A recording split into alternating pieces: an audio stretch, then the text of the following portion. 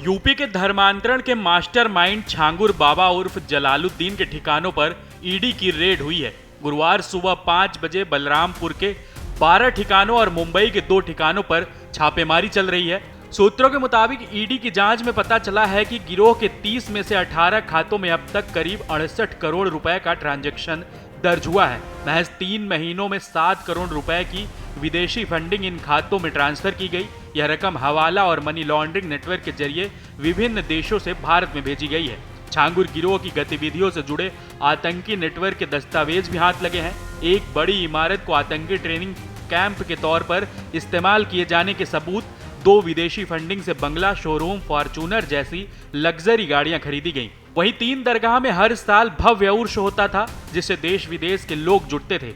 ED की कार्रवाई में छांगुर नेटवर्क का एक अहम नाम सामने आया है, शहजादा, जो छांगुर का बेहद करीबी बताया जा रहा है। ईडी टीम ने मंगलवार सुबह मुंबई बांद्रा इलाके में शहजादा के ठिकानों पर छापेमारी की। शुरुआती जांच में सामने आया कि शहजादा के खाते में 2 करोड़ रुपए की संदिग्ध रकम ट्रांसफर की गई थी। यह रकम बलरामपुर निवासी नवीन के जरिए पहुंची थी।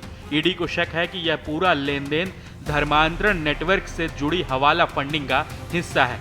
इस पैसे का इस्तेमाल छांगुर गिरोह की गतिविधियों को संचालित करने और धर्मांतरण के काम को फैलाने में किया गया। अब ईडी मुंबई से लेकर बलरामपुर तक इस पूरे नेटवर्क की कड़ियां जोड़ने में जुट गई है, जिससे अवैध कारोबार, मनी लॉन्ड्रिंग और अंतर्राष्ट्रीय फंडिंग की परतें खुल सके। वहीं छांगुर बाबा के ट्रस्ट और कंपनियों के नाम पर भी 8 बैंक खाते मिले हैं। अस्वी इंटरप्राइजेस, अस्वी चैरिटेबल ट्रस्ट, बाबा ताजुद्दीन अस्वी बुटीक, इनमें 9 करोड़ रुपए की एंट्री दर्ज की गई है। इसके अलावा यूएई, दुबई और शारजाह में स्थित विदेशी बैंक खातों का भी पता चला है। इनमें Axis bank, SBI, HDFC, Emirates, NBD, federal bank, Al Ansari exchange के जरिए भारत में विदेशी फंड भेजा है। इधर एटीएस से जुड़े सोर्स ने बताया कि छांगुर ने लव जिहाद के लिए मुस्लिम युवकों की टीम तैयार की थी। 2023 में अब तक इस टीम ने 1000 से 1500 लड़कों को इस काम के लिए पेमेंट दी गई।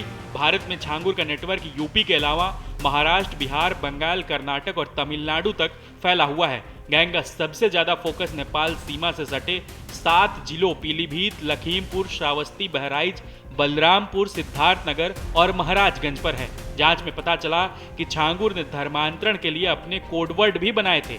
इसमें ब्रेन वॉश करने के लिए काजल लगाना, धर्म परिवर्तन को मिट्टी बदलना, नई लड़की के लिए नया केस या प्रोजेक्ट, बाबा के सामने लड़कियों को लाने के लिए दीदार कराना कहा जाता था। इन कोडवर्ड्स के जरिए छांगुर अपने लोगों से बात करता था ताकि किसी बाहरी को पता न चले कि अंदर क्या हो रहा है। इस गिरोह का शिकार बन चुकी ज्यादातर महिलाओं की उम्र 30 साल से कम है।